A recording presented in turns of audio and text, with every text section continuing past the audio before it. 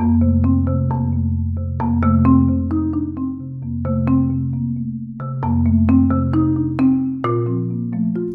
I'm Sunanda Creagh. I'm the digital storytelling editor at The Conversation, and I am here today with two of Australia's leading researchers on viruses and vaccines.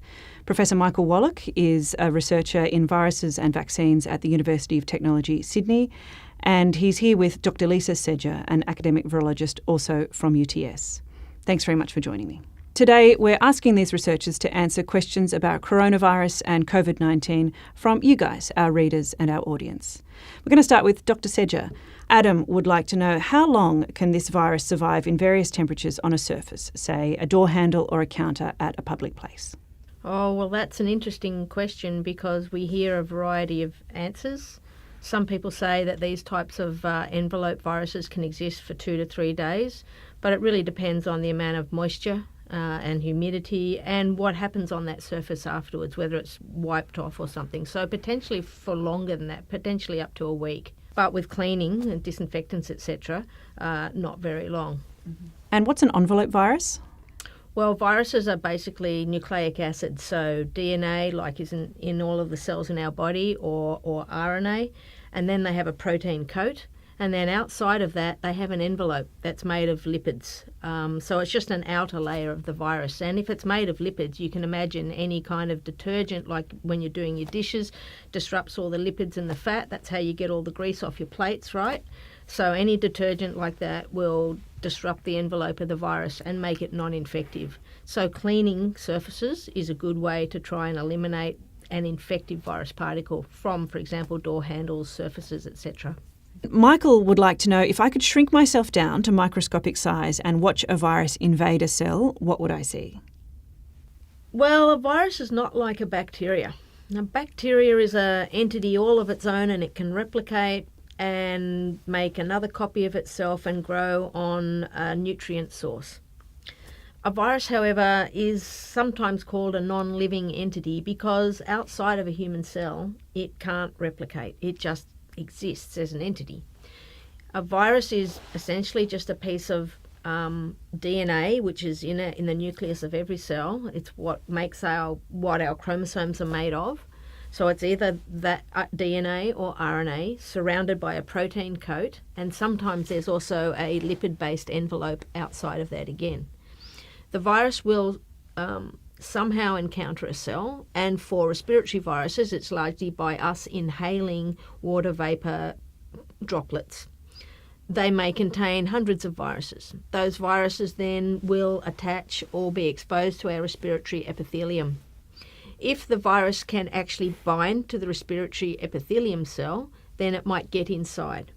Once inside, it may or may not have the capacity to actually undergo replication, but it has to uncoat from that protein shell. Then the nucleic acid, the DNA or RNA, has to make another copy of itself. Then all the genes that are in the virus have to get expressed as proteins. They then reassemble into a new viral particle, and then the virus will get out of the cell. Sometimes it'll lyse the cell, sometimes it'll just bud out from the cell and leave the cell intact. And that's what a virus is. That's why some people call them living or non-living, because they can only replicate inside a cell, a host cell. And it's not like viruses have a will. It's not like they want to do this. It's just a part of evolution. Yeah. I'm never a favour of the arguments you sometimes see people say it's warfare. It's the virus versus the immune system. There's no will involved. It's just capacity of life to replicate itself.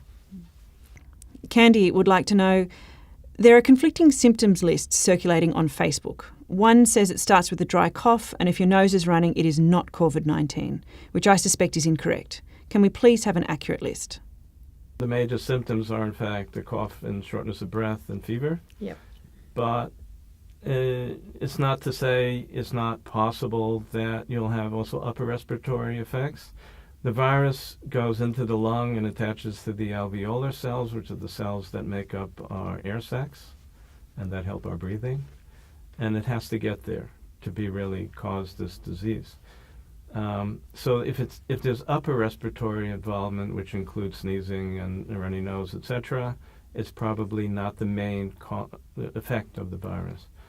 Again, I would say if you see that somebody is sneezing and wheezing and that's it. It's probably an allergy, but it does frighten people. I was on the train this morning, and I know if I, God forbid, sneezed, the whole train would empty out pretty quickly. You know, we're just coming into winter, and actually it's a really good question, because at the moment what's building is a sense of fear. But we must keep in perspective that there will also still be the normal seasonal cases of flu.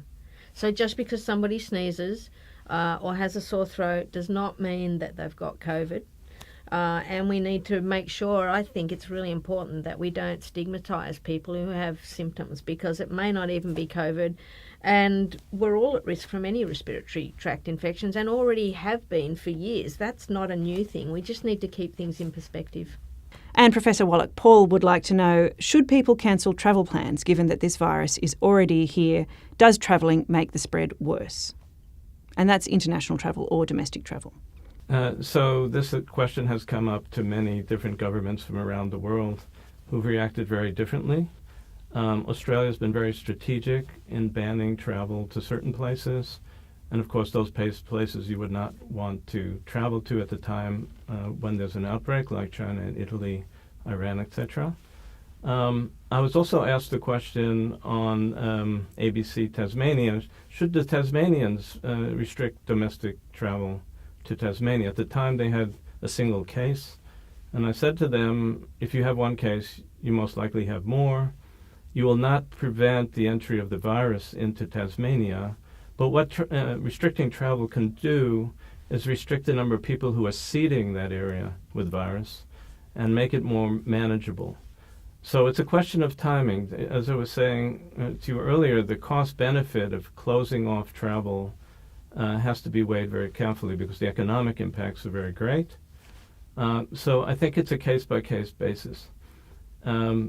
Ultimately, the planet is now seeded. And we're moving into the stage of exponential growth, and that it will affect travel very severely, where in all likelihood, travel will be very much curtailed now. This question is, why do we make a bigger deal about coronavirus than the flu? Yes, and I understand the question. Flu exists. We get it seasonally every year, and then we get pandemic flu. And yes, people do die from influenza. I think it was 16,000 people in the US died last US winter. But the issue with this virus is that we don't yet know how to treat it particularly well. We're trialling antiviral drugs in China at the very moment. There's clinical trials on experimental drugs. There's drugs that doctors are using. But until that data comes in and we actually know what regime of antiviral drugs to use, then we don't really yet know how to treat it with antiviral drugs. The other thing is with flu, we have a vaccine. People can take the vaccine. Somebody gets sick in their family, the other family members can take the vaccine and prevent the spread of the virus. So the difference is with flu, we have ways to control it. We know about the disease. We know how it presents. This virus, we're still understanding the clinical presentation, and in different cohorts, so different age groups, different countries, different situations. We're still understanding the symptoms, and we don't yet fully know how to control it by antivirals, and we don't have a vaccine yet. I think one of the reasons we're being so careful is when it broke in Wuhan, at the beginning the mortality rate was extremely high. And with related viruses like SARS and MERS, it went as high as 35%. Whereas flu mortality rates is usually around 0.1%. So it was that very high mortality rate that gave a real shock. Had it continued, it would have been devastating. We're very fortunate that now we see it dropping down to the 2 to 3% level, and some say much lower. And we also know now that some people get COVID, have very minimal symptoms, and almost don't even know that they've been sick. So I think that fear and anxiety in that sense is lowering. And Molly wants to know, how far off is a vaccine? So we are working on vaccines in Australia. The group in Melbourne was the first to be able to isolate and grow the virus, and I've been in touch with them, in fact, this morning. We're working collaboratively nationally as well as internationally, collaborate with people at Stanford Medical School, who through Stanford and collaborations we have with them, we have worldwide about 15 vaccine projects going. plus all sorts of industry companies are aiming to make vaccines. In fact, one company in Israel early on announced that they believe that they can get to a vaccine within a few weeks. The problem with the vaccine is you may produce it even quickly, but it's testing it and making sure that it's actually going to help. There's a fear with COVID-19 that if it's not formulated correctly, to make a long story short, it can actually exacerbate the disease. So everyone has to take it slowly and carefully so that we don't actually cause more problems than we currently have. But I'm optimistic and believe that we'll get there. If the WHO declared it would take 18 months, I would like to present a more optimistic view, not based on anything that substantial, but I think we can do better than that. And it is a great learning curve for the next time this happens. Recently, we've just seen Africa experience a very significant outbreak of Ebola virus. And there's been an experimental vaccine that's been administered that has largely controlled that outbreak. I think the people working in vaccines and the people who do the safety and efficacy studies, we've learned a lot from how to administer vaccines, how to get the data we need to show safety more quickly than we might have in the past. So in the sense, we're learning lessons constantly from viral outbreaks. Might not be the same virus, might not be the same country, even the same continent, but we're learning how to do these things more efficiently and more quickly, and always the issue is weighing up safety versus the ethics of the need to administer or get the drug out there as quickly as possible. And Mike wants to know, isn't lining up at fever clinics going to make the problem worse? So for sure, the way in which people are processed at clinics is crucial. And the minimal distance you should keep from a person who's infected is, according again to WHO, is 1 meter. So the clinics have to ensure that spread is minimized. Not only spread between people waiting online, but to the health workers themselves. We've had real problems for health workers in China. Several died. And we face that problem here. One of the things we have to do is ensure that we protect our health workers, because otherwise they're not going to want to go in and actually see the patients. Unfortunately, masks alone do not work. We can't rely on them. So it's a problem. In Israel, for example, testing for COVID-19 takes place in one's home. An ambulance pulls up and takes the swab and then takes it to the lab. That actually would be the ideal approach. True, the ambulance services in Israel now are swamped and having great difficulty in coping, but as much as we can keep people separated from each other when they're infected is crucial for the success of any campaign. And Dr. Sedger, Cardia would like to know, how does this virus respond to cold or warm temperatures? Is it like the flu, which thrives in cold weather? I have heard so many different things about this. I will be completely honest and say I'm not certain that we really know. What we know is when there's high humidity, viruses can exist for longer because they don't dry out. So that envelope we talked about is less likely to be dried out, and once that's dried out, the virus is less infective. It's not actually infective at all if it's disrupted that envelope. But whether it likes cold temperatures, high temperatures, we think it's not a warm temperature virus. We think it's more a cold temperature virus. China's just been going through their winter. Maybe one of the reasons it's been big in Italy is they've just had winter. We also think the coexistence of seasonal flu in Italy at the same time is probably one of the factors that's made it more severe. So, different circumstances in different countries, different climates. It's not just about climate, though. It's about susceptibility of various populations. Therefore, it's a hard question to answer. And here's a question from me that seems like there's two camps. There's the people who are genuinely really concerned, quite worried about the situation. We see that in the panic buying. And then there's the other camp of people who are saying, it's all been blown up, it's all hype, we don't really need to worry about it, it's too early to panic. And I just wondered sort of how do you reconcile those two views out there in the community? So early on in this outbreak, when I was interviewed also on the ABC and speaking to other groups, I took a very low panic view, maybe because I've been thinking about a pandemic for many years. And for me, it was always not a question of if, but when. I actually look at this in a positive sense. We're facing a pandemic that, as terrible as it is nothing in comparison to what could be if it's a pandemic flu, for example. We experienced the Spanish flu in 1918, which killed somewhere between 20 to 50 million people. So the order of magnitude of mortality right now is extremely low compared to other potential pandemics. If you take China out of the equation, we're about 1,500 people who died worldwide. That's not to say we shouldn't show great respect for the value of their lives. It's mainly very elderly people with complicating illnesses, and probably would have had the same effect if they were infected by flu. Mm-hmm. So my take on this whole thing is we all have to stay calm. We all have to accept the fact that this is part of nature. These viruses are out there all the time. We know them. I can detect now flu viruses in wildlife birds that are coming into this country now that can mutate and start affecting humans. So we have to be prepared. We have to face up to them together in a collaborative way, in a scientific and professional way, and we could win. If we panic and react the way the market is, for example, of course that's an improper way to react. Rather, this is part of our biology. Viruses exist that can hurt us, and they'll always exist. Yeah, look, I think there are a few factors that we can really learn from. So one is to work out where these viruses come from. And a lot of these RNA viruses exist in bats. They seem to be transmitted into wild animals through bat droppings. And I think one of the lessons the world all over might need to learn is how we deal with the marketing and selling of wild animals that are then used for foods. That may then prevent these viruses from getting into the human population. So I think there are lessons to be learned, number one.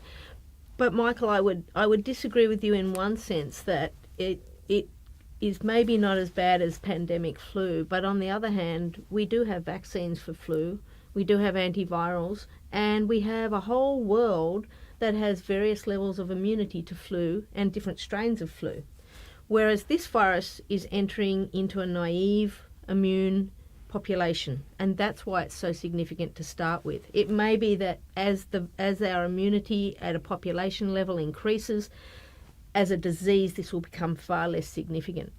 But the first outbreak of it in a immune naive population will always have the highest level of morbidity and mortality.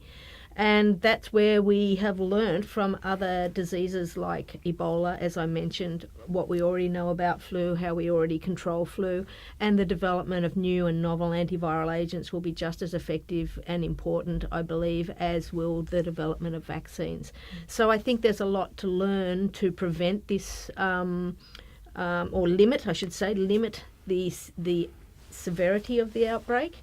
And maybe even prevent it from happening again. As I say, if we stop trapping wild animals and eating them, we may prevent the outbreak of some of these type of RNA viruses. So I certainly agree with that, and China is now putting into law a restriction on the sale of wildlife in their markets. What I'm trying to do, and I hope we both agree, is that in proportion to, for example, influenza, even seasonal flu that killed in 1 year, I think up to 600,000 people worldwide. I'm just trying to put things into proportion to prevent people from panicking, to understand that, yes, this is affecting the elderly, and anyone who's elderly suffering from heart or respiratory conditions should certainly isolate themselves. Where my wife's parents live, where they live in a retirement village, they made a decision to close off the entire village. Nobody's allowed in as a means of preventing, because they're an elderly population, people bringing in COVID-19 and infecting that area. And I certainly agree with that sort of strategy. A question from Karen. Can you catch it twice? Normally I would have said no, because we imagine that there's a good immune response that will then provide you protection from reinfection. That's what our immune system does. But this is a new virus. We don't yet fully understand how our immune system clears it. We don't know whether the virus can remain for a longer period of time. I would say, though, that there are only a few cases of people who've been treated, appear to have recovered, they've gone home, they've then had another relapse. There's only a very few number of cases that have been like that. So for all intents and purposes, I don't think that's something we should fear, and it's not something we've seen with the previous SARS outbreak in 2003. And Deirdre writes in to say, I heard on the radio today that half the population is likely to get this, and with, say, a 1% death rate, the body count will add up. And I wondered what you thought of that. There was an announcement actually by Angela Merkel that she preparing Germany for 70% of the population being infected. Lisa may say the number is lower, I don't know, until we build up herd immunity. The question of the mortality rate, as I alluded to before, I think based on what, again, CDC and WHO are writing is probably overestimated. Some estimate the mortality rate as being much lower. That's not to say every death is a family and has to be looked at and be concerned about. So, again, I think and would like to hope that as we develop new vaccines, as we develop drugs, as we develop approaches to quarantine people, test them, keep them at home, isolate them, we'll get the mortality rate under control. And I'm going to express an optimistic view. This world has amazing capabilities of doing amazing science. And if we apply it and work together, I think we can control this problem. Yeah, absolutely. I'd endorse that, and I'd say that the mortality rates at the moment simply reflect who is being tested. And it's primarily people who are turning up with symptoms. But we're now beginning to appreciate there is a larger number of people who could be quite asymptomatic, who are never tested. This virus will certainly have infected many more people than will be tested. And if we did have surveillance of every single person being tested, then there's two questions here. Are you testing for the presence of the virus? If they've had virtually no symptoms and not a big illness, you might not find the virus. But if we test for the presence of an immune response to the virus, we would truly know how many people have been infected. And then we could get a true estimate, or at least a much closer estimate, of what the mortality rate really is. So at the moment, there's hyperbole. And Jane would like to know, when do we stop testing for this disease and basically just assume that everybody with the sniffles has it? So first of all, the major symptoms are not sniffles. They're fever and coughing and shortness of breath. It's the sniffles, though, that causes it to be spreadable more easily. That's a good question. What the health authorities will decide to do at various stages of this pandemic. We're now at what I would consider the early seeding phase. The world is now seeded with virus. And different countries will go into exponential phases like described in Wuhan at different times. And how do they handle that will be a crucial question. I've seen all the different approaches from U.S., Israel, Iran. I think that a mixture of very strategic quarantine with travel restrictions, with bringing in other types of, certainly health authorities that will need to control the number of beds that are being occupied. For example, again in Israel, they just went over their bed limit, so patients are starting to be treated at home. So at some point, I think, depending on how the epidemic goes, if we can keep it under control, we can keep the testing going, we can keep control. If the exponential rise is too fast, we will lose control and the testing will become meaningless. There's already a paper just this week published in The Lancet that profiles survivors versus those who have succumbed from the infection. And we're starting to learn what some of those factors are. So as clinicians can better predict who are likely to be the more seriously ill people, they can better predict who should go to hospital for treatment. And as Michael has said, who are better actually just treated at home. And this question's from Jake. He wants to know, for people like myself living in Victoria, how likely is it that we can catch the virus? And is hand washing really the only thing we can be doing to protect ourselves? I think we now know that the virus is definitely in Australia.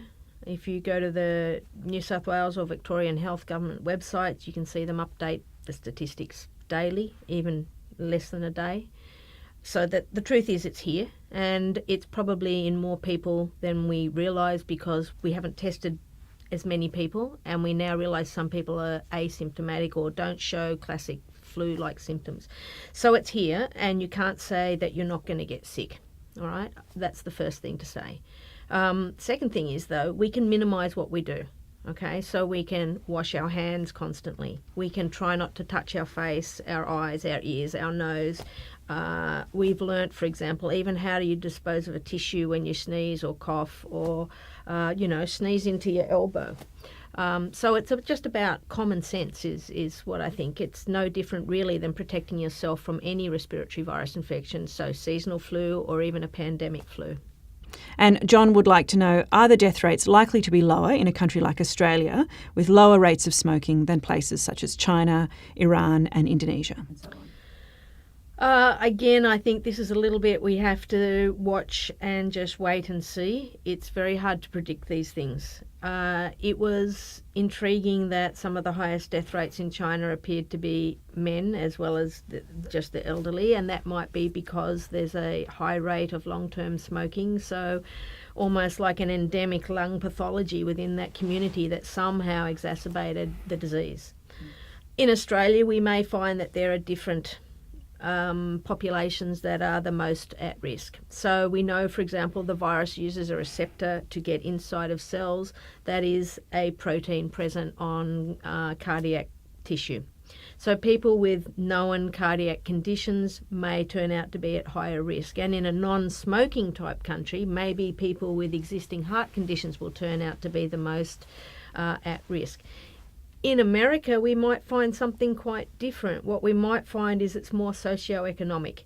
Maybe people without health insurance, maybe people who are homeless and live on the streets will turn out to be the most affected because they have limited resources to be able to get treatment and they can't afford treatment. So I think each country will be different. You mentioned earlier, Italy has one of the highest fatality rates at the moment. That may be because they actually have a large number of people within their population that are over 65. And Catherine asks, what is the likelihood of transmission through using a public swimming pool? I would think quite small because A, the virus would be quite diluted in a swimming pool. Secondly, swimming pools are all treated with chlorine, for example, and chlorine's a very effective antiviral agent. You'd have to drink a lot of swimming pool water to get the virus. I agree with that. Right.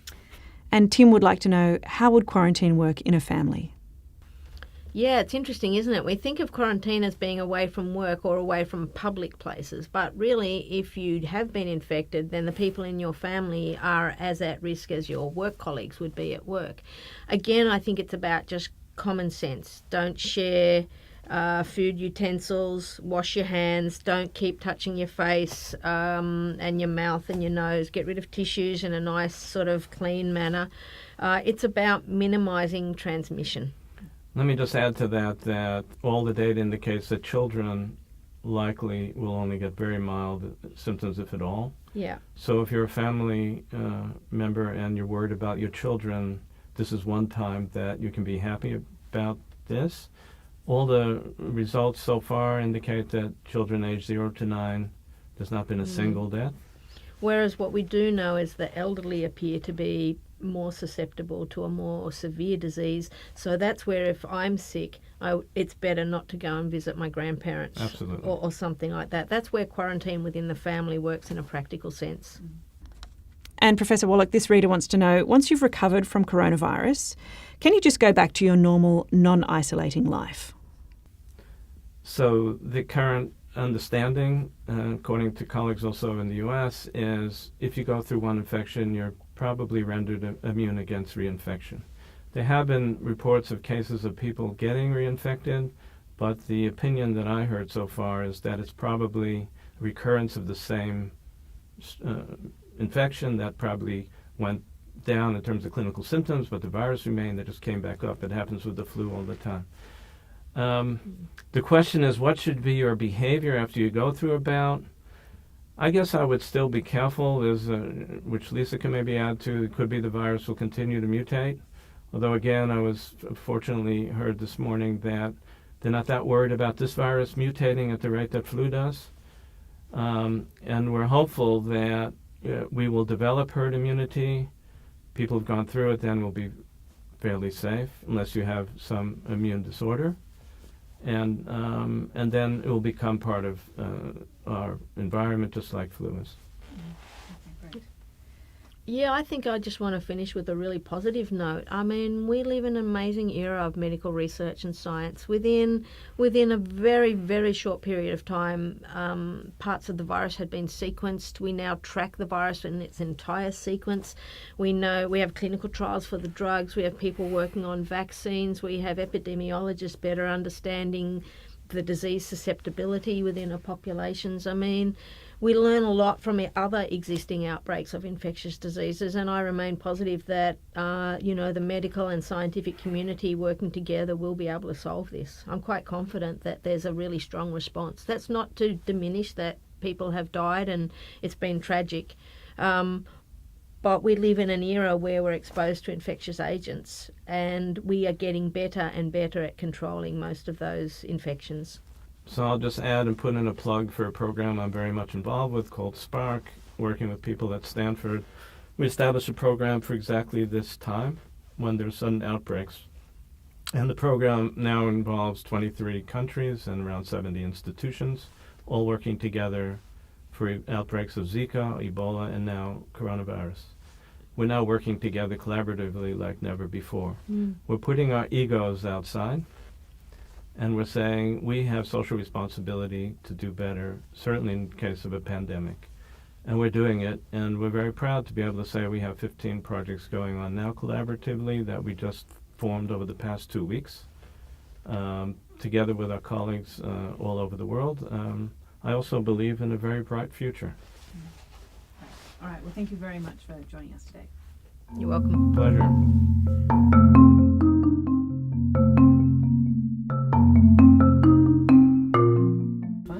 I say something wrong, kick me. Well, You can't see under the desk, can you?